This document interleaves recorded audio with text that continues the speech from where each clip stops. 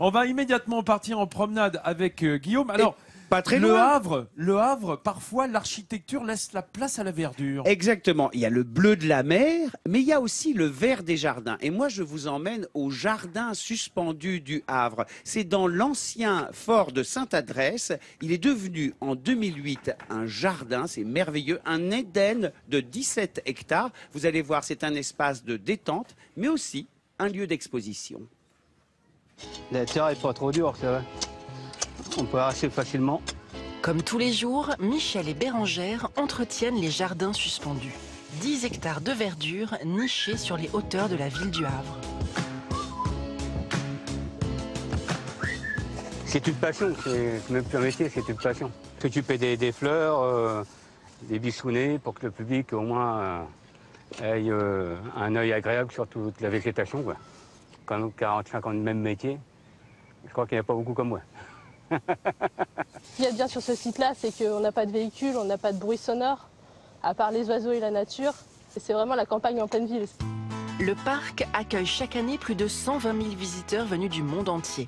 Un écrin de verdure où il fait bon se retrouver en famille, puisque le site propose de nombreuses activités. Mais ce lieu est aussi une source d'inspiration pour les artistes, comme Maude. Cette jeune céramiste travaille actuellement sur une exposition dédiée aux jardiniers du parc. Elle souhaite mettre à l'honneur ces hommes et ces femmes de l'ombre qui sculptent tous les jours la beauté de ce paysage. On s'en rend pas compte, mais ils ont été là pour semer, rempoter, arroser, tout ça. Et puis nous, on les oublie un petit peu. Et du coup, l'idée, c'était de faire le lien entre ces hommes et ces femmes et puis les jardins suspendus.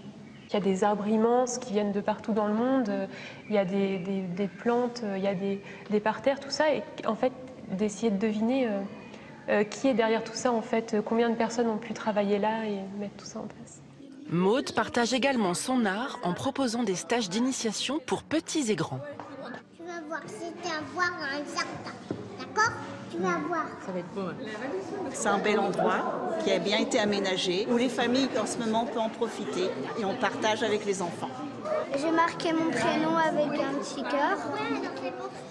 Et après, j'ai fait ça avec une petite fleur comme ça. Si certains participent à des ateliers créatifs, d'autres préfèrent découvrir en famille les arbres, plantes et autres fleurs rares dont regorge le site. C'est surtout qu'on est un peu dans la nature avec des fleurs et tout ça. Et du coup, ça fait du bien de prendre l'air. Les jardins suspendus sont un véritable havre de paix pour les Havrais sur les bords de l'estuaire. Pour être honnête avec vous, l'exposition de Maude qu'on a vue dans le sujet est maintenant terminée, mais samedi 22, démarre une nouvelle exposition avec un artiste botaniste qui s'appelle Pascal Levaillant. Mais alors, Jean, cet endroit, les jardins suspendus, c'est un endroit qui va servir aussi pour la manifestation. Je crois qu'il y a un grand événement en clôture de la manifestation le 8 octobre. Qu'est-ce qui va se passer ? Alors, il va se passer qu'on va ouvrir une poudrière, une ancienne poudrière, voilà. qu'on aura entièrement transformée avec des designers, et dans laquelle on va exposer les portraits de tous les Havrais. Des 180 000 Havrais. Alors ça démarre en ce moment, cette opération, pour tirer le portrait des Havrais. Voilà, et donc on aura l'image à l'instant T en 2017 pour fêter les 500 ans de la ville. Donc on invite tous les Havrais à se faire photographier. Alors on a tout un système de photomatons. On a aussi un petit minibus qui est transformé en studio photo. Bien évidemment, on va travailler avec le numérique, avec les selfies. Aujourd'hui, on a déjà 17 000. Oui, j'allais dire, ils commencent déjà à jouer le jeu, les Havrais. On a 17 000, je pense qu'on peut atteindre les 180 000. C'est un recensement photographique. Exactement. Et ce sera l'image de la ville, là, en 2017. Le temps suspendu, c'est comme ça que ça va s'appeler, et ça va rester là-bas, dans cette poudrière qui va être restaurée pour l'occasion. Un lieu quand même très particulier. Parce que bien souvent, dans les événements, en fait, on voit des choses incroyables, des expositions extraordinaires et qui disparaissent. Et c'est frustrant de se dire, le voyage à Nantes, où je suis allée le voir l'an dernier, c'est vrai qu'on se dit c'est dommage que parfois les villes, elles perdent voilà. Ouais, parce que Nantes, c'est ta ville de cœur, c'est là que tu as fait tes études de veto. Exactement, oui, tout à fait. Oui, alors, Jean, la grande parade d'ouverture, c'est le 27 mai, mais les manifestations, elles ont déjà commencé, et notamment avec les cabanes de plage. Ouais. Ici, on ne dit pas cabines, qui ont été livrées à un graphiste néerlandais. Je crois qu'on va voir quelques images de ça. Cet artiste, il s'appelle Karel Martens. Et alors, on a fait appel à 2 lycées techniques du Havre pour repeindre comment ça se passe, là, ces histoires de... Alors, ça, c'est une très belle histoire et ça dit bien la méthode qu'on a prise pour travailler sur le Havre, c'est-à-dire faire appel à un artiste, un très grand artiste, un très grand designer pour une installation qui va être universelle, qui aura une valeur, une portée universelle, et en même temps qui s'appuie sur une tradition havraise, qui s'appuie sur la ville et qui transforme la ville.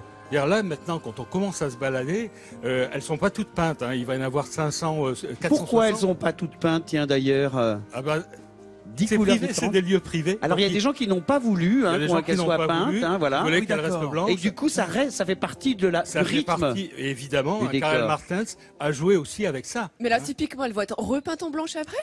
Eh bien, écoutez, je ne sais pas. Normalement, oui. Moi, je pense que les propriétaires vont vouloir garder. Il y a 713 cabines comme ça sur la plage. Et puis, parmi les installations, il y a cette arche sur l'arcade sur le quai de Southampton. Alors là, moi, j'ai une havraise. C'est un projet incroyable. Ça, c'est une simulation. C'est une simulation pour le moment. Hein. Et c'est fait en quoi? Parce que moi, j'ai une ravissante. Mais c'est des vrais conteneurs. Une ravissante. C'est le matériau de la ville. C'est les containers. Hein, tout ce qu'on a fait, on a demandé aux artistes en fait d'interpréter cette ville. C'est ça l'idée, de la révéler, mais à partir de ce qu'elle est. Donc Vincent Ganivet, lui, il s'est dit, le matériau de la ville, c'est le container. Les arches que je fais habituellement en béton, en parpaing, je vais les faire en container. Et ça fait 20 mètres de haut. 25 mètres, on m'a dit. Alors justement, moi, il y a une charmante havraise qui s'appelle Nelly qui m'a dit, mais est-ce que ça va résister au vent? Parce qu'il y a du vent ici. Ça va résister au vent. On a des constructeurs. Des règles de sécurité. Nelly, soyez rassurés. Oui, des mesures de sécurité et puis des études qui ont été très très poussées. On travaille avec des entreprises, de grandes entreprises pour le faire. Donc ça tiendra et ça pourra tenir longtemps si la ville décide que ça reste. Mais ça, c'est pas comme la Tour Eiffel qui devait être juste éphémère et ça va rester. Et on l'a bien compris, le cheval de bataille de Jean Blaise, c'est de faire rentrer l'art dans la ville. Vraiment ce rendez-vous entre l'art et la cité. Hein. Oui, et que ce soit visible, évident, populaire, en même temps avec de grands artistes contemporains. Pour moi, les artistes révèlent la ville. Il faut leur faire confiance. Hein. Ils agissent dans le matériau même de la ville. Et ça, c'est vraiment extraordinaire. On a 2 bons exemples là. Et tout ça pour fêter le 500e anniversaire de la création de cette ville du Havre qui, je le rappelle, a été créée à la volonté de François Ier, ex nihilo, c'est-à-dire à partir de rien. Il n'y avait pas de lieu d'habitation, ce n'était pas un village préhistorique qui serait transformé avec les âges. Non, c'est venu de rien. Ça a été la création pure en 1517. Une ville nouvelle, oui, c'est ça. Le Havre 2, mais à l'époque, bien entendu. Merci Jean.